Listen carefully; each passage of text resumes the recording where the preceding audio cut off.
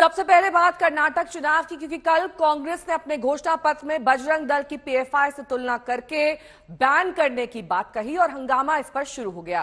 कर्नाटक से दिल्ली तक बजरंग दल के कार्यकर्ताओं ने कल प्रदर्शन किया और आज भी बड़े प्रदर्शन का ऐलान किया गया है। इस बीच बीजेपी ने बजरंग दल पर बैन की बात को बजरंग बली के अपमान से जोड़कर पूरे मामले को नया मोड़ दे दिया।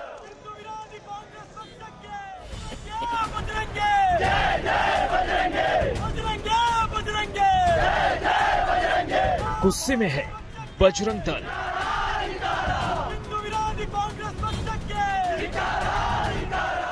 जय जय बजरंगी के नारे से गूंज उठी मैंगलुरु की सड़कें।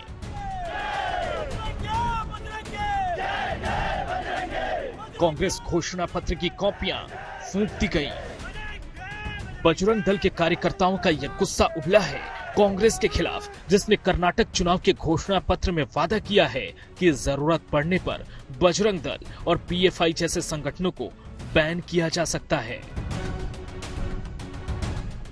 कांग्रेस के इस ऐलान के खिलाफ कर्नाटक से दिल्ली तक कल प्रदर्शन हुए।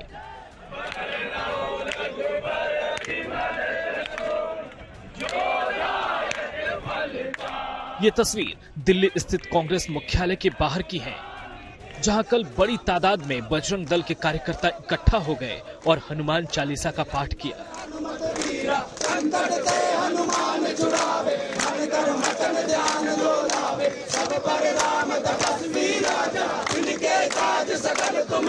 कांग्रेस के खिलाफ बजरंग दल कार्यकर्ता दिल्ली में आज फिर प्रदर्शन करने वाले हैं।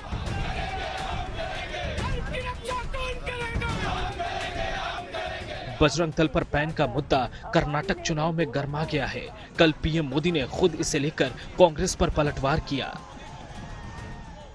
कांग्रेस पार्टी ने अपने मैनिफेस्टो में बजरंग बली को थाने में बंद करने का निर्णय किया है।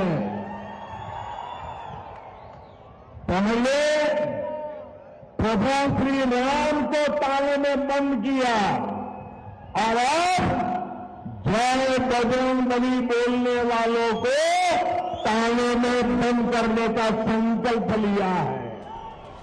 बजरंग बली से कंपेयर करेंगे। कांग्रेस की तरफ से तुरंत इस पर पलटवार भी हुआ।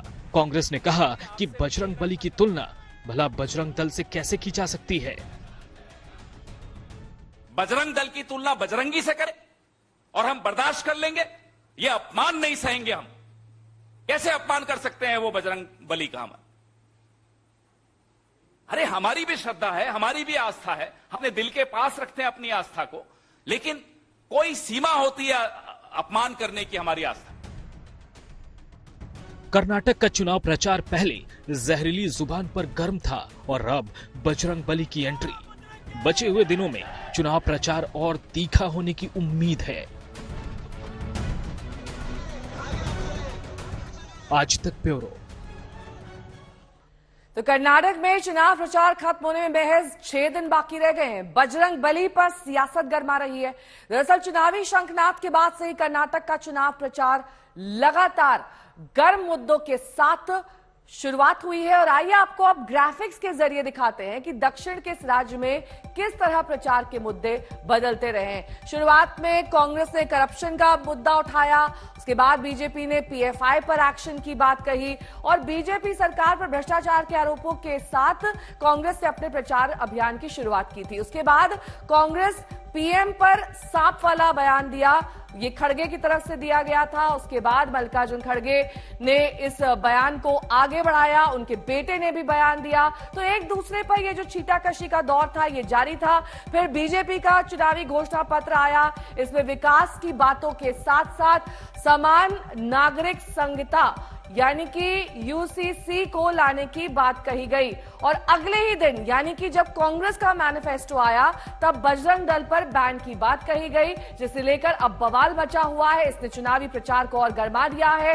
घोषणा पत्र के जवाब में अब बीजेपी ने कहा है कि बजरंग बली के अपमान से पूरा का पूरा ये जो मुद्दा है इस पर कांग्रेस को वो घेरेगी। हिमांशु मिश्रा मेरे सहयोगी इस वक्त तमाम जानकारी के साथ जुड़ गए हैं। हिमांशु, देखिए, लगातार मुद्दों की तो बौछार है, लेकिन अब जो नया मुद्दा, वो शुरुआत हुई बजरंग दल पर बैन से, लेकिन खत्म हुई बजरंग बली के अपमान पर।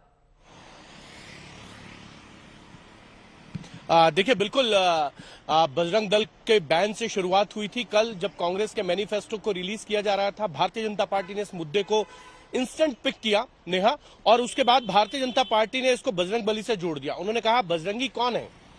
बजरंग दल के कार्यकर्ताओं को उन्होंने जो है वो हनुमान की सेना के साथ लगाया, और उसके बाद फिर प्रधानमंत्री नरेंद्र मोदी ने कहा कि वो बजरंग बली को बैन करने की बात कर रही है कांग्रेस। और यही कारण है कि भारतीय जनता पार्टी को लगता है कि एक बैठे बैठाए मुद्दा जो है अब उनके हाथ में आ गया है, और इस मुद्दे को भारतीय जनता पार्टी किसी भी तरीके से जाने नहीं देना चाहती है। और वो जानती है कि अगर उनका जो वोट बैंक है वो कंसोलिडेट होता है, जो उनसे नाराज भी था, तो वो भी इस मुद्दे पे उनके साथ आ सकता है। और इसीलिए बजरंग दल के बैन को बजरंग बली से जोड़ना, ये भारतीय जनता पार्टी ने एक सोची समझी रणनीति के तहत किया है। इसका फायदा भारतीय जनता पार्टी को लगता है कि इस चुनाव में उनको मिल सकता है, क्योंकि कहीं ना कहीं भारतीय जनता पार्टी को इस मुद्दे में बहुत फायदा नजर आता है। नेहा, ठीक है, बहुत बहुत शुक्रिया हिमांशु, तमाम जानकारी के लिए आपका।